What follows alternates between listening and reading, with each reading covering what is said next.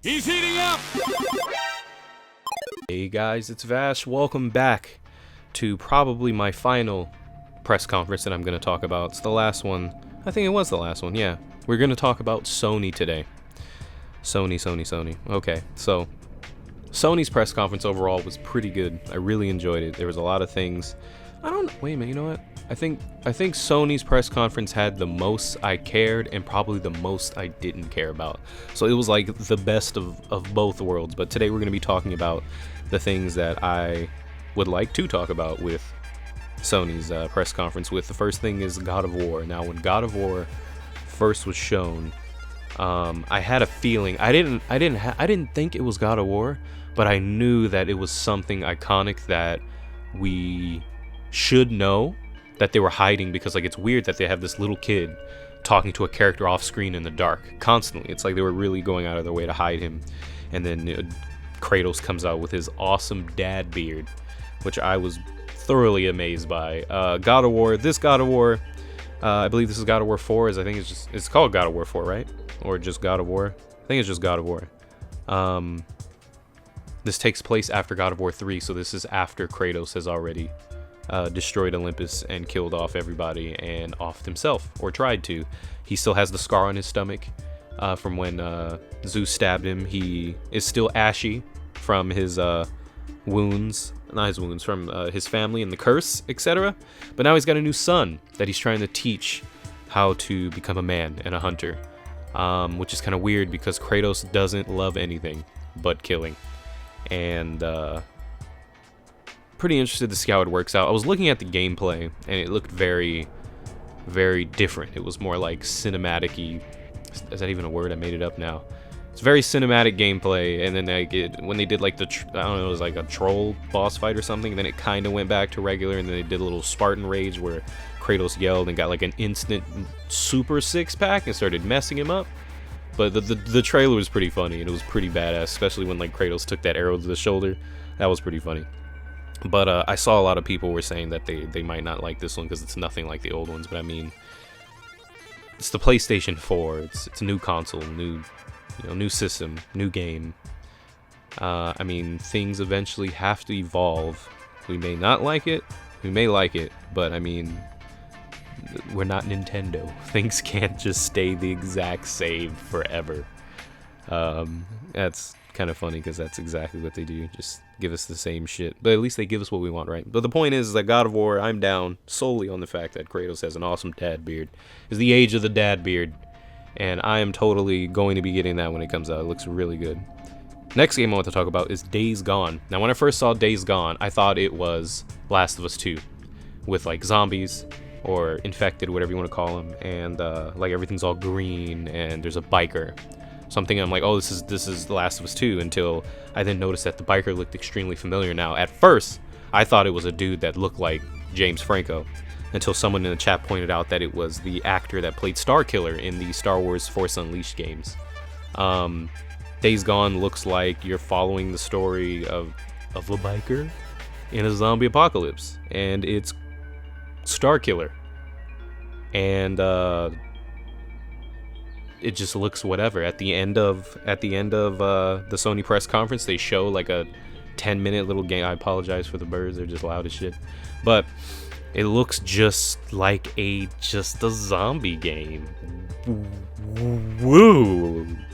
I don't know. It didn't really impress me, honestly. It was something worth talking about because it looked interesting until we saw the gameplay at the end, and I was like, wow. This is like, and then like the little machine gun he had sounded like he was shooting Nerf pellets. Like, I don't know. That game, hopefully that game has got a lot going on for it. A lot of fixing, a lot of things to make it better, because it just looks. I might buy it when it comes out if there's jack shit to play, but like I'm not hyped for it at all in any way. It just looks whatever. Doesn't look anything. It doesn't look like anything that we haven't seen before. It's just the same old shit. Last Guardian. Now, Last Guardian finally got a release date of October 25th, 2016. This game has been in development for fucking ever. Probably just as long, or not as just as long, as Kingdom Hearts 3. You know, that other game that people have probably fucking died and reborn and died again before it even came out, because the game has just been taking so long. But Last Guardian finally has a release date. I personally don't give a shit, because I just don't care. The game doesn't, it looks pretty, but I don't care. That's just like, I know, a lot of people are super excited for it. I'm glad you are. I'm glad that people have been waiting for this game that's keeping the dream and the hype alive are finally getting their game October 25th. I'm glad for you. It's in the same universe or same style or same people as Ico and Shadow of the Colossus, which I personally didn't really like Shadow of the Colossus because I don't like looking for shit, and looking for the Colossus were really annoying to me. I mean, it wasn't hard, I just didn't like doing it. I'd rather just go and fight it. But Ico I've never gotten to play. I own it, but I've never gotten to play it. So I'm sure that maybe if I played that, I might really like it. But Last Guardian is finally coming out. I'm sure people are extremely excited. And yay, finally. Finally, people are getting it. Next game, Resident Evil 7. Oh boy. When I first saw this game, I had no idea what the fuck it was. I thought that it was like the return of PT when I first saw it. Like a new IP that's just PT with a different name by Sony. That's what I thought it was at first.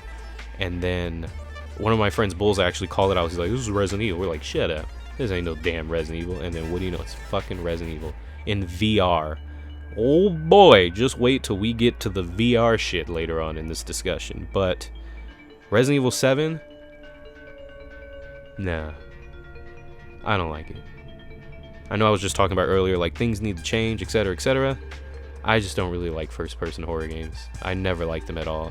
The reason why is because I don't like the cheap tricks that developers use to scare you, to obstruct your vision. A lot of shaky cam. A lot of times where if you're turning your head really fast, I don't know about you, but I didn't know that when I turn my face fast, or if I turn around, all of a sudden I can't fucking see. You can see it in the Resident Evil 7 demo. There's a lot of times where you'll go to turn around and it darkens around so that it gives you forced tunnel vision so you can't see in your peripheral. There's just a lot of shit that I don't like, so I just don't like first-person horror games.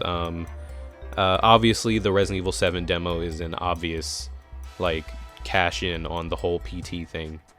They're extremely similar and to an extent, and I'm sure that a lot of people have been saying that this demo is just them showing that they can do a good job, I guess. A lot of people are saying that the demo's not even gonna really be like that. For example, PT was supposed to be in third person, even though the demo was in first. It was just them showing that they can do a good job, that they can create a world, they can scare you. Resident Evil 7, I mean, I played the demo and it was whatever. I mean, it was kind of creepy at first because I use these really nice headphones that you can hear fucking pins dropping in the floors. But once you play through the demo once, it's not really scary because there's no sense of what's the word I'm looking for? What made PT so fucking freaky is that what was her name, Lisa or something? That she was just constantly there, popping up here and there. You see her in the corner of your eye. She's over there. She's over here. She'll just show up and then just you were just really afraid to keep moving forward because you didn't know where she was. As in sorry to spoil it, so I'm gonna give you a minute to skip ahead a couple seconds. Let me be quiet for a second. Okay, there are only 2 instances in Resident Evil 7 where you actually get grabbed and welcomed to the family. That has been discovered. When you touch a phone, you get welcomed to the damn family. When you walk out the door, you get welcomed to a goddamn family. And then there's maybe 2 jump scares that are in it that are it's just fucking jump scare. I hate jump scares. They're stupid. They're not even scary. They just startle you, and then you're like, oh, now I'm back to normal. You know, I just don't like it. I don't like it. There's also some ghost shit that's going on in the VHS tape, which at first, when I first saw that goofy ass shit, I thought it was a glitch. When I first saw the ghost lady, she was in this weird spot, and I was like, hey, I think a model fell through the floor. I thought maybe a character model got stuck in the wall, and they were like, oops. There was only one time that it legitimately scared me, and that was when one time I was walking past this closet with all these things hanging from the ceiling. And then you could just see her the corner of her face and her hair. That was kind of creepy. But overall, I mean, I appreciate that Capcom is trying. They're not going to try to sell us the same old Call of Duty bullshit that they actually have said that they're trying to. Resident Evil 6 wasn't a bad game, but it was a terrible Resident Evil game. And Resident Evil 7, sure, whatever. I might buy it. Like, I'm probably gonna buy it to support it. Like, but I'm probably never gonna play it. Or I'm gonna play it for like an hour and just give up. I don't know. I just don't like first-person horror games. That's just my opinion on it. Doesn't look bad. It just doesn't look like it's for me. Next thing I want to talk about is all the PlayStation VR bullshit. Oh my god. Star Wars Battlefront X-Wing VR. Batman VR. VR. I want VR to go away like 3D and Kinect shit has been going away. I don't like it. I'm a simple man. I like having a controller and a television and a video game system or a computer and a keyboard. Like, I don't need this shit in my face. I don't like VR. There's only been one game that I saw in VR that I was like, that actually looks like a lot of fun and I'd love to try it, and that was Job Simulator. Other than that, it's just like, I remember watching this like zombie game where like you kind of stand in a circle and just kill hordes. Woo! Like, I don't know, I just don't, and it's expensive as shit. Yeah, I want to drop $300 on a VR headset that probably won't work well. Like, it's gonna be like, I don't know. If you like it, love it, go for it. Awesome. I personally would just prefer a controller and a game system and a TV. That's what I'd personally do with all the Batman VR, Star Wars VR, so much fucking VR. Like, every time I heard VR, I was like, God damn it. This is like the new, like, only on the PlayStation move, you know? Like, it kind of gave me that with so much VR that PlayStation was talking about. It made me feel like the second coming of like the PlayStation move. Like whatever, dude. Are you gonna buy it? I want you to buy it so you can tell me how awesome it is. I'd love to hear it. I'm not gonna play it, but I wouldn't mind hearing your wonderful stories of how awesome VR is and how much you really enjoy it. But I will gladly pass on VR. I'm so good. Next game I want to talk about was Death Stranded, a Hideo Kojima game starring Norman Reedus. Now, in this game, I thought it was cool as fuck that Hideo came out to the damn Brothers in Arms theme from Mad Max. That was awesome as shit. Because, like, I know that song. I was like, oh my god, it was so good. Then he came out and he's like, did you miss me? Alright, so then he shows off, I'm back, or whatever he said. Okay. He shows off this new game with Norman Reedus where he's like butt naked with all these handprints. Then he finds his little baby, be kissing it, and then it turns into like tar. And they show like 5 dudes, and then they disappear, and it's like Death Stranded. So a lot of people, like, when that trailer went off, I got so many text messages from people going, holy shit, Hideo's new game, are you excited? Are you excited? No. Why not? Because there's nothing to get excited for. I know Hideo is making a new game. Cool, awesome, sweet. But there's what is it? They showed us naked Norman Reedus. Unless I get excited for seeing bare men ass, then yeah, I can get excited. I don't know. It's whatever. I'm interested to see what it's all about, but I'm not excited. They didn't show us shit. It's like maybe they showed like a glimpse of gameplay or like something. They didn't show us shit. Like, what is there to get excited for? They didn't show us shit. Golly. I think at the PlayStation one, they also talked about Detroit, didn't they? It's like the new David Cage game where you play as like a robot. Was that Sony? I guess I'll just talk about it anyway. That looked interesting to an extent. I mean, a lot of people don't like David Cage and his games, but I mean, I have fun with him. I just don't take him very seriously. People take everything too seriously. But the game looks alright to me. I mean, so many options, so many people getting popped, so many. It kind of reminds me of like iRobot a little bit, but less Will Smithy. And that's what I loved about iRobot. They then like low-key announced that there's gonna be a Crash Bandicoot remaster of 1 through 3, which I don't think Naughty Dog is the one that's going to be working on that, because Naughty Dog is too busy working on, you know, other shit and not remastering their old shit. But I just didn't like how in the press conference they just mention it like, oh well, Crash Bandicoot Remaster 1, 2, 3 coming soon. Oh, by the way, here's something else you don't give a shit about. Like, just like VR. So I'm like, cool. Crash Bandicoot Remaster 1. Oh no, they showed the stupid ass Skylander crap. Fucking people still play fucking Skylanders? They had Spyro and Skylanders. They're probably, I wouldn't mind having a Crash Skylander figure just because it's, you know, it's a toy. But then again, they're probably gonna stick him in the booster pack. I mean, not the booster pack, the like starter pack. And you're gonna pay like $80, get fucking Crash. But I mean, that's cool. It's whatever. Cool, I guess. It's hard for me to get excited for a remaster because it's a game I've played already. So like, I mean, if I really, I can just put it in, you know. I'm excited for Crash 1, 2, and 3. Let me go put it in. I own them. So that's just me, my personal opinion on like remasters. I'm really excited for remasters because it's just, we have the originals. They're classics. They're here forever. They're here forever. The last game that they announced is something I went pretty buck-ass wild. Insomniac Games, the guys that brought us Ratchet and Clank and Sunset Overdrive, is making a Spider-Man game. Oh boy. I remember seeing a picture on Twitter not too long ago that they tried to combine like all of the previous Spider-Man suits into one thing. Like they had the squinty eyes from Civil War Spider-Man. They had like the spider symbol from Andrew Garfield's chest on like his back, and then like the Spider-Man symbol from Tobey Maguire on his chest. So he had two different spider symbols on his front and his back, and he had the squinty like cyber eyes. Like I fucking love Spider-Man, if you haven't noticed. Spider-Man games are so fun. Like the PS1 ones were pretty good, and then like Spider-Man 2, arguably the best superhero movie game of all time.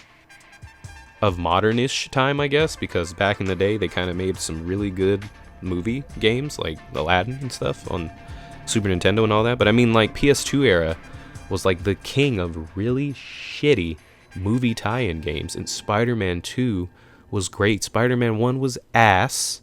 Spider-Man 2 was amazing. Spider-Man 3 was ass, or more balls than ass. It was still bad, but Spider-Man 2 was such a good, you know what, I haven't played Spider-Man 2 in so long. I kind of want to go back and see if it's still as good as I remember it, because I remember Spider-Man 2 being fucking godlike. Like I remember just, I don't know, man. There's been a few times where I've gone back and I'm like, man, I remember this game being the shit when I was like 12. And then I play it and I'm like, wow, this game is just regular shit. Not the good kind, the stinky shit. But Insomniac Games is going to be making it, which like Ratchet and Clank, Sunset Overdrive, with all the shit that be going on in that game, like not like the writing and like, you know, like the comedy aspect, but like the running and flipping and grinding, and oh boy, Spider-Man is going to be done right. He's going to be done right, definitely. But that's pretty much all I have to say about the Sony press conference. Like I said, Sony probably got the most reactions out of me. It made me the most happiest. It made me the most saddest with all the VR bullshit that I didn't care about. And with that Days Gone game, because they were like, we're going to show you a 10-minute gameplay for a game that you may have seen earlier. And I was like, oh, like they're going to show us something we care about. Days Gone. Ugh. Like, thank you for showing us how zombie-rific and mediocre this game looks. Thank you, Sony. But I don't think I'm gonna cover. Nintendo didn't have a press conference this year. They had a Nintendo Treehouse thing about Zelda that went on all day, but I guess I could make a video just mentioning that if you guys care. I mean, Zelda looks pretty good, but I don't know if I'd have a lot to say about it. Maybe enough to have a video about it. I was only able to film 2 or 3 games at E3 because it was extremely crowded and a lot of games were hidden behind, or we couldn't film them. So I will be doing like a special video on Dead Rising 4 and a special video on Kingdom Hearts. Those are the 2 games that I know for a fact that I filmed. There may be more, I just can't remember. But once that's done, we will then get back to our normal scheduled programming of playthroughs, etc. It's just that a lot of things have been going on lately, which is why these videos are coming out pretty slow. Shit happens, and life is more important sometimes, so I really appreciate it. Thank you guys for staying tuned and keeping it real, hanging out, being very patient with me, and I look forward to seeing you guys next time.